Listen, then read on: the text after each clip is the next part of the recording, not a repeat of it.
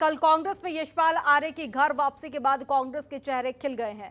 कांग्रेस प्रदेश अध्यक्ष गणेश गोदियाल ने बीजेपी पर निशाना साधा और कहा कि प्रदेश में बीजेपी का खेल अब खत्म हो चुका है। वहीं उन्होंने ये भी दावा किया कि बीजेपी के कई विधायक और कई मंत्री पार्टी में शामिल होना चाहते हैं, लेकिन हम चुने हुए नेताओं को ही कांग्रेस में शामिल करेंगे।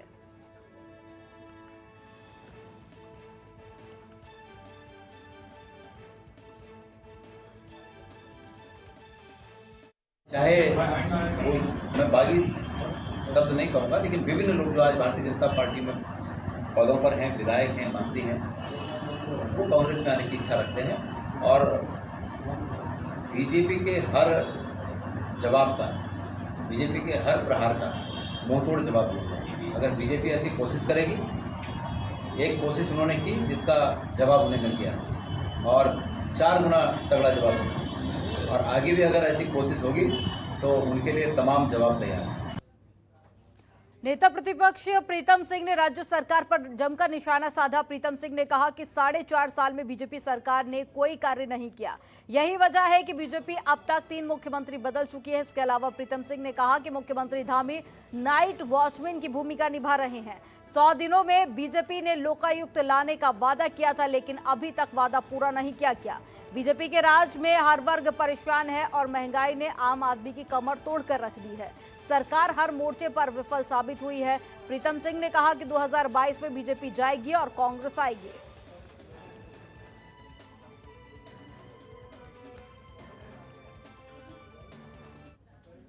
सरकार द्वारा उत्तराखंड के लोगों से किए गए वादों के अनुरूप कृत्य नहीं किया जा रहा है, तो सत्ता में बैठे हुए लोगों ने भी हमारे इन आरोपों की पुष्टि करने का काम किया है।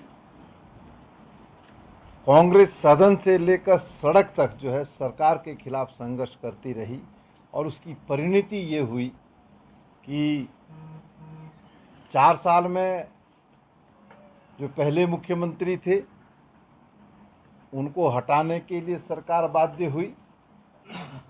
उसके बाद दूसरे मुख्यमंत्री की नियुक्ति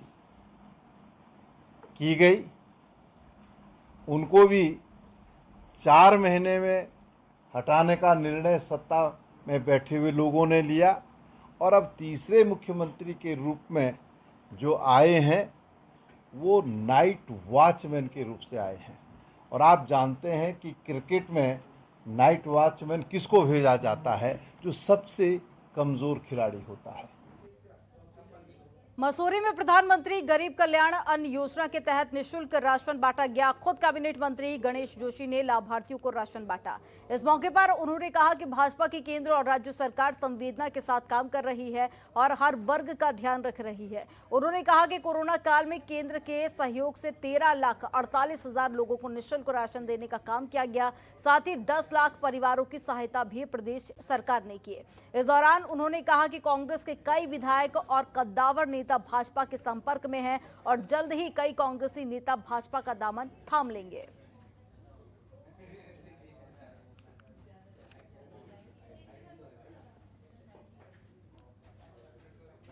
को पार्टी से बड़ा समझा, उनका क्या हश्र हुआ आप देख रहे हैं, तो उनके जाने से कोई फर्क पड़ने वाला नहीं है। भारतीय जनता पार्टी का कार्यकर्ता बूथ लेवल तक मजबूत है और 60+ युवा नेतृत्व पुष्कर सिंह धामी के नेतृत्व में भारतीय जनता पार्टी की सरकार 2022 में बनेगी। कांग्रेस में संपर्क भी बहुत विधायक कांग्रेस के लोग हैं, पहले भी आ चुके हैं। देखिए अभी चुनाव तक तो, क्योंकि जब ये चुनाव होता है राजनीतिक सिस्टम ऐसा बन गया है, चलेगा। लेकिन जहाँ तक भारतीय जनता पार्टी की बात है, Bharatiya Janata party grass root तक है और भारतीय जनता पार्टी ने जितने भी काम किए हैं जनहित के लिए किए हैं, गरीबों के लिए, कल्याण के लिए किए हैं। और जनता इस बात को समझ रही है कि अगर उनका प्रदेश अगर सुरक्षित है तो भारतीय जनता पार्टी के हाथों में सुरक्षित है। और मैं दावे के साथ कह सकता हूं कि 60+ का जो नारा हमने दिया है, युवा नेतृत्व, पुष्कर सिंह धामी के नेतृत्व भारतीय जनता कुछ संपर्क में हैं। अब जब तक हो नहीं जाए, क्या बोलते हैं, जाट मरा जब जानी जब 13वीं हो, और जब हो जाएगा तब आपके सामने आ जाएगा। उत्तराखंड में चुनाव से पहले आरोप प्रत्यारोप की राजनीति तेज हो गई है। देहरादून में आम आदमी पार्टी प्रवक्ता नवीन पिरशाली ने सरकार की चुनावी घोषणा पर तंज कसा। नवीन ने सरकार की ओर से बिजली के बिलों में फिक्स्ड चार्ज माफ करने और जनता को 100 यूनिट बिजली फ्री देने की सरकार की घोषणाओं को सिर्फ कोरी घोषणाएं करार किया।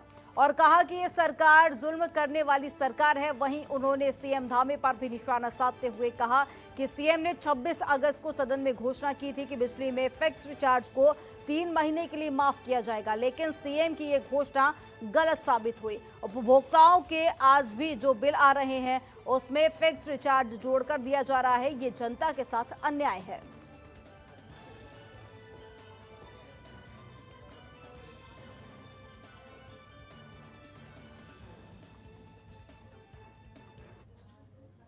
नगर निगम क्षेत्र में अब आवासीय और व्यावसायिक प्रतिष्ठान भवनों के मालिक टैक्स कटौती नहीं कर सकेंगे, जिसके लिए नगर निगम ड्रोन से सर्वे करा रहा है, जिसकी शुरुआत 7 अक्टूबर से की जा चुकी है, जिसमें जीपीएस मैपिंग सिस्टम के माध्यम से टैक्स को लेकर पूरी स्थिति साफ हो जाएगी। कितने भवन या प्रतिष्ठान है और कितनों से टैक्स मिल रहा है, इसका पूरा खुलासा ड्रोन सर्वे से होगा। आपको बता दें कि नगर निगम क्षेत्र में वर्तमान में करीब 50,000 आवासीय करदाता हैं, जबकि लगभग 8,000 व्यावसायिक करदाता हैं। और नगर निगम के मुताबिक अभी तक निगम क्षेत्र से ज्यादातर करदाता ऐसे हैं जिन्होंने 4 भवन या व्यावसायिक भवन प्रतिष्ठान आदि बनाए हुए हैं, जबकि इससे कम का टैक्स नगर निगम को देते हैं। हरिद्वार के मुख्य नगर आयुक्त दयानंद सरस्वती की माने तो प्रत्येक क्षेत्र में आवास, दुकान आदि के ऊपर से ड्रोन गुजरेगा।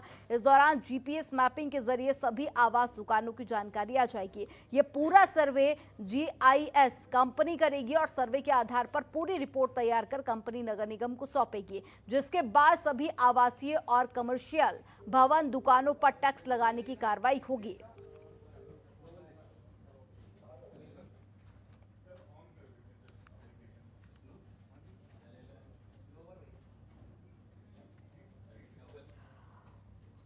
और हरिद्वार ऋषिकेश में 4 धाम जाने वाले तीर्थ यात्रियों की सुविधा के लिए निःशुल्क कोविड जांच केंद्र शुरू हो गया है।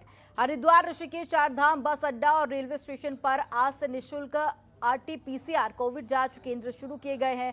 देवस्थानम बोर्ड के मीडिया प्रभारी डॉक्टर हरीश गौड़ ने इसकी जानकारी दी। तो वहीं इसके साथ ही 4 धाम बस टर्मिनल पर पुलिस प्रशासन, नगर निगम संयुक्त रोटेशन आदि के हेल्प डेस्क भी शुरू किए गए। इस हेल्प डेस्क के जरिए 4 धाम जाने वाले तीर्थ यात्रियों को हर तरह की सहायता दी जाएगी।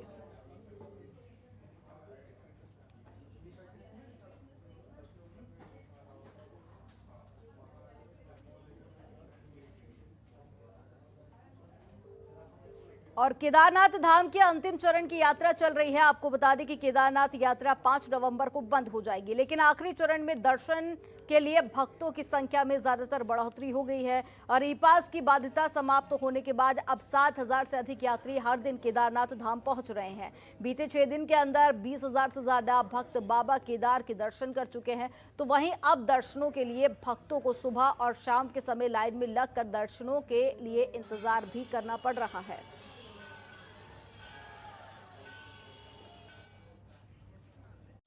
खबरों के निष्पक्ष विश्लेषण के लिए सब्सक्राइब करें Jantantra TV and press the bell icon. Never miss any update.